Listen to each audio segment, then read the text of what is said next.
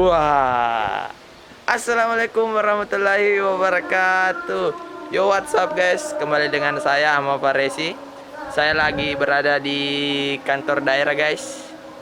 Wow, pemandangan yang sangat bagus ya. Saya bersama dengan teman-teman mantan saya guys di sana guys. Dia lagi sedang ya main HP sambil belajar. Mari kita samperin guys. Halo mantan, lagi ngapain mantan? Woi, ide sombong nah. Oh, dia lagi belajar buku ekonomi guys. Oke. Guys, itu teman saya guys. Dia lagi belajar tentang ekonomi. Dia mengambil ekonomi sebagai materinya yaitu ketenaga kerjaan. Mana ya? Bab 3 halaman 67. Dia pakai buku begini guys. Oke, kalian sudah tahu. Dia mengambil ketenaga kerjaan. Kalian tahu sih apa sih itu ketenaga kerjaan? Baiklah, tenaga kerja adalah faktor yang penting dalam pencapaian kemakmuran suatu negara. Adapun peta konsepnya yaitu ketenaga kerjaan membahas tentang pengertian jenis-jenis tenaga kerja, masalah ketenaga kerjaan, upaya meningkatkan kualitas tenaga kerja, sistem upah, dan pengangguran. Baiklah guys, saya akan atau teman-teman saya akan menjelaskan tentang apa sih ketenaga kerjaan itu. Mari kita saksikan. Ketenaga kerjaan. Berbicara mengenai ketenaga kerjaan, pasti tidak lepas yang namanya tenaga kerja, seperti buruh, karyawan, masalah pengangguran, dan lain-lain. Ketenaga kerjaan atau tenaga kerja merupakan salah satu faktor ekonomi. Apabila suatu negara tidak mempunyai tenaga kerja, pasti negara tersebut mempunyai perekonomian yang lumpuh dan tidak akan berjalan dengan lancar. Sebagai contohnya yaitu Alisa adalah seorang siswa pelajar SMA Negeri 3 Wajo, sedangkan Fahmi adalah sebagai karyawan di salah satu minimarket. Dapat kita simpulkan bahwa Alisa bukan angkatan tenaga kerja karena di usianya yang 16 tahun dia dikatakan tenaga kerja, tetapi dia tidak memiliki pekerjaan. Sedangkan Fahmi di usianya yang 21 tahun dia memiliki pekerjaan dan sehingga Fahmi dapat dikatakan angkatan kerja. Langsung saja ke pengertiannya. Dalam Undang-Undang Nomor 13 Tahun 2013 tentang Ketenaga Kerjaan menyatakan bahwa ketenaga kerjaan adalah segala sesuatu yang berkaitan dengan tenaga kerja baik pada waktu sebelum, selama, dan sesudah masa bekerja. Dari pengertian ketenaga kerjaan tersebut, kita dapat menyimpulkan bahwa ketenaga kerjaan tidak selalu berhubungan dengan subjek, melainkan dengan beberapa faktor, seperti sebelum masa kerja ada masalah kesempatan kerja yang sempit, lalu selama masa kerja ada masalah penggajian atau kualitas tenaga kerja yang rendah, dan sesudah masa kerja ada masalah pemenuhan hak pensiunan atau yang lainnya. Semua itu adalah bukti bahwa ketenaga kerjaan menyangkut hal yang kompleks. Kita beralih ke pengertian tenaga kerja. Tenaga kerja merupakan salah satu subjek ketenaga kerjaan. Menurut Undang-Undang Nomor 13 Tahun 2013, tenaga kerja adalah setiap orang yang mampu melakukan pekerjaan guna menghasilkan barang atau jasa, baik untuk memenuhi kebutuhan sendiri maupun untuk masyarakat. Di pengertian di atas terdapat kata setiap orang yang mampu melakukan pekerjaan. Itu berarti tidak semua penduduk bisa dikatakan sebagai tenaga kerja, karena pada dasarnya tidak semua orang mampu melakukan pekerjaan. Tenaga kerja terbagi menjadi dua kelompok, yaitu angkatan kerja dan kelompok bukan angkatan kerja. Yang dimaksud dengan angkatan kerja adalah setiap penduduk yang telah memasuki usia kerja, baik yang sudah bekerja, belum bekerja, atau sedang mencari pekerjaan. Penduduk yang termasuk dalam usia kerja adalah penduduk yang berusia antara 15 tahun sampai 64 tahun. Tidak semua penduduk usia kerja bisa dikatakan sebagai angkatan kerja. Hal ini karena penduduk yang tidak aktif dalam sebuah kegiatan ekonomi tidak termasuk ke dalam kelompok angkatan kerja. Adapun yang dimaksud dengan bukan angkatan kerja yaitu penduduk yang belum atau sudah memasuki usia kerja tetapi tidak berniat bekerja karena suatu alasan. Jika dilihat secara usia, penduduk bukan angkatan kerja adalah penduduk yang berusia 0 sampai 14 tahun dan penduduk yang berusia lebih dari 64 tahun. Contohnya yaitu penduduk bukan angkatan kerja adalah pelajar, ibu rumah tangga dan sebagainya. Pada kesempatan ini saya akan menjelaskan jenis-jenis tenaga kerja. Tenaga kerja dibedakan menjadi beberapa golongan, di antaranya menurut kualitasnya, sifatnya, dan lain sebagainya. Untuk lebih jelasnya, mari kita simak video berikut ini. Jenis tenaga kerja yang pertama yaitu menurut kemampuannya. Menurut kemampuannya dibedakan menjadi 3 jenis, yaitu tenaga kerja terdidik, tenaga kerja terlatih, dan juga tenaga kerja tidak terdidik dan juga tidak terlatih. Yang pertama, tenaga kerja terdidik. Tenaga kerja terdidik ialah tenaga kerja yang memiliki riwayat pendidikan yang tinggi, misalnya dokter, insinyur. Yang kedua yaitu tenaga kerja terlatih. Tenaga kerja terlatih adalah tenaga kerja yang mengandalkan kemampuan ataupun mengandalkan keterampilan yang dimilikinya. Tenaga kerja terlatih ini tidak memerlukan pendidikan yang tinggi. Yang penting dia mempunyai keterampilan ataupun kemampuan yang khusus. Yang ketiga yaitu tenaga kerja tidak terdidik dan juga tidak terlatih. Di sini tenaga kerja tidak terlatih dan juga tidak terdidik tidak memiliki kemampuan dan juga tidak memiliki pendidikan yang tinggi. Misalnya siswa yang baru lulus SD ataupun SMP, dia tidak bekerja. Menurut sifatnya, tenaga kerja menurut sifatnya dibedakan menjadi 2, yaitu tenaga kerja rohani dan jasmani. Tenaga kerja rohani adalah tenaga kerja yang lebih mengandalkan atau menggunakan otak dan juga pikirannya.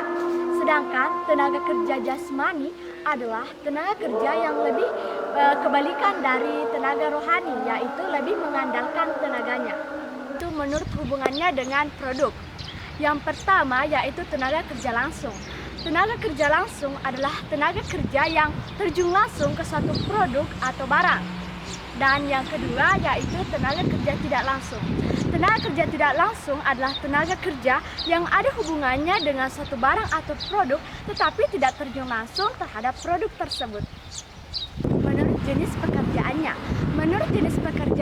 dikelompokkan menjadi 3 jenis, yaitu tenaga kerja di lapangan. Tenaga kerja di lapangan adalah tenaga kerja yang bekerja di lapangan. Dan yang kedua yaitu tenaga kerja pabrik. Tenaga kerja pabrik adalah tenaga kerja yang hanya bekerja di pabrik. Dan yang ketiga yaitu tenaga kerja kantor. Tenaga kerja kantor di sini adalah tenaga kerja yang hanya bekerja dalam suatu perusahaan ataupun suatu kantor. Masalah ketenagakerjaan. Seperti yang kita ketahui, Indonesia memiliki sumber daya alam dan sumber daya manusia yang melimpah. Namun, melimpahnya sumber daya manusia tersebut dapat menjadikan permasalahan dalam pembangunan ekonomi, terutama berkaitan dengan ketenagakerjaan. Berikut adalah bermacam-macam masalah ketenagakerjaan yang ada di Indonesia, yaitu yang pertama adalah tingkat pengangguran yang tinggi. Yang kedua adalah jumlah angkatan kerja yang tinggi. Yang ketiga adalah tingkat pendidikan dan keterampilan yang rendah. Yang keempat adalah penyebaran angkatan kerja yang tidak merata. Dan yang terakhir adalah perlindungan kesejahteraan tenaga kerja yang belum maksimal. Adapun peranan yang dimiliki pemerintah dalam mengantisipasi dan mengatasi masalah-masalah ketenagakerjaan, yaitu dengan cara yang pertama, menyusun dan mengawasi pelaksanaan berbagai peraturan ketenagakerjaan seperti dalam Undang-Undang Nomor 21 Tahun 1999. Yang kedua, meningkatkan kualitas dan produktivitas tenaga kerja. Yang ketiga, mengembangkan kesempatan kerja dalam negeri. Yang keempat, mengembangkan kesempatan kerja luar negeri. Yang kelima, perlindungan tenaga kerja. Yang keenam, membina hubungan industrial dalam negeri dan internasional. Upaya peningkatan kualitas tenaga kerja. Tidak bisa dipungkiri, kecenderungan dalam dunia usaha adalah menerima tenaga kerja baru yang siap pakai. Hal ini berarti sebelum seseorang memasuki dunia kerja, harus mempersiapkan diri dan memiliki nilai lebih dalam tingkat pendidikan dan kemampuan tertentu. Namun faktanya, dalam dunia kerja terdapat banyak sekali tenaga kerja yang masih memiliki tingkat pendidikan yang rendah. Hal tersebut dapat menyebabkan tingkat pengangguran di Indonesia semakin tinggi. Terdapat 3 komponen utama dalam upaya peningkatan kualitas tenaga kerja. Yang pertama yaitu pemerintah, yang kedua pihak swasta atau perusahaan, dan yang ketiga adalah individu. Komponen yang pertama yaitu pemerintah. Adapun upaya yang dapat diambil alih oleh pemerintah adalah dengan mendirikan pusat-pusat pelatihan tenaga kerja. Komponen yang kedua adalah pihak swasta atau perusahaan. Nah, bentuk kerjasama yang dapat dilakukan oleh pihak swasta adalah dengan bekerja sama dengan pihak sekolah maupun universitas yang ada. Komponen yang ketiga adalah individu. Perlu kita ketahui bahwa sebagaimanapun besar usaha pemerintah ataupun swasta untuk meningkatkan kualitas tenaga kerja, jika individu itu tidak bisa meningkatkan keterampilannya, maka mereka tidak akan bisa bersaing dalam dunia kerja. Tahukah kamu, apa sih sistem upah itu? Sistem upah adalah suatu kebijakan atau strategi yang menentukan kompensasi yang diterima oleh suatu pekerja. Mungkin banyak di antara teman-teman yang tidak tahu apa sih kompensasi itu.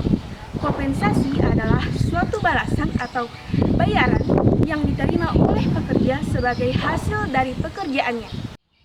Upah yang berlaku di Indonesia sangatlah beragam. Namun secara yang pokoknya ada 3.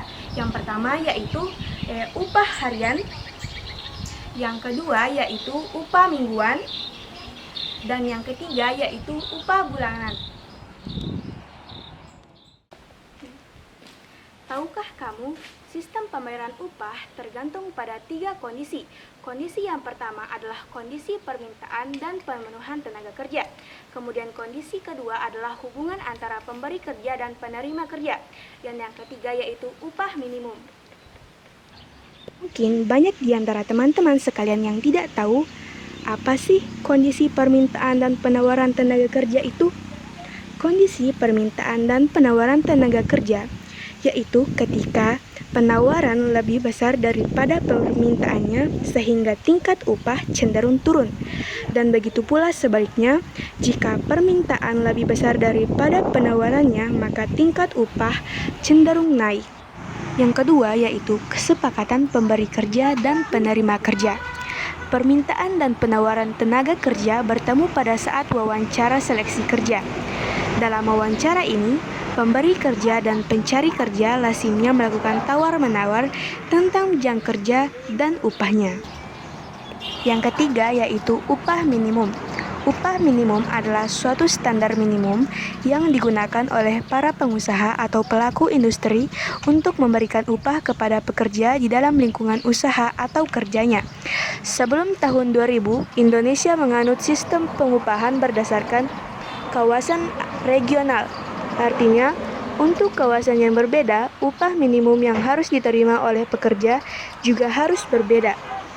Karena pemenuhan kebutuhan yang layak di setiap provinsi berbeda-beda, maka disebutlah upah minimum provinsi.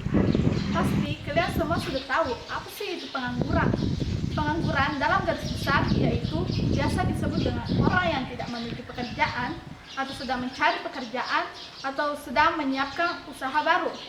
Sedangkan tingkat pengangguran adalah perbandingan jumlah angkatan pengangguran dengan jumlah angkatan kerja yang diukur dalam waktu tertentu dengan dinyatakan dalam bentuk persentase. Jenis pengangguran menurut faktor penyebab terjadinya.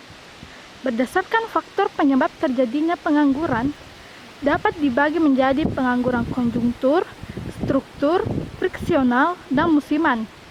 1. Pengangguran konjungtur. Pengangguran konjungtur adalah pengangguran yang berkaitan dengan turunnya kegiatan perekonomian suatu negara. Kedua, pengangguran struktural. Pengangguran struktural adalah pengangguran yang terjadi karena perubahan struktur atau perubahan komposisi perekonomian. 3. Pengangguran friksional. Pengangguran friksional adalah pengangguran yang terjadi karena kesulitan temporer dalam mempertemukan pemberi kerja dan pelamar kerja. 4. Pengangguran musiman. Pengangguran musiman adalah pengangguran yang terjadi karena pergantian musim. Ada waktunya yang tak terpakai karena tidak ada pekerjaan di musim yang satu ke musim yang lainnya. Adapun dampak terjadinya pengangguran antara lain, yang pertama meningkatkan biaya sosial, yang kedua menurunkan aktivitas perekonomian, yang ketiga kegiatan distribusi kurang lancar, yang keempat meningkatkan kemiskinan, yang kelima tindakan kriminal meningkat. Adapun faktor-faktor yang menyebabkan terjadinya pengangguran antara lain, tidak sebandingnya permintaan dan penawaran pekerjaan. Kedua, turunnya pengeluaran total dan output. Yang ketiga, perubahan teknologi. Dan yang keempat, waktu yang dibutuhkan untuk mencari pekerjaan. Oke, saya dapat mengambil kesimpulan dari teman-teman saya, yaitu kita dapat mengetahui tentang kesempatan kerja, angkatan kerja, pengertian pengangguran, jenis-jenis pengangguran, dan dampak pengangguran. Sekian dari saya Ahmad Faresi. Saya mewakili teman-teman saya mengucapkan banyak terima kasih telah menonton video ini. Wassalamualaikum warahmatullahi wabarakatuh.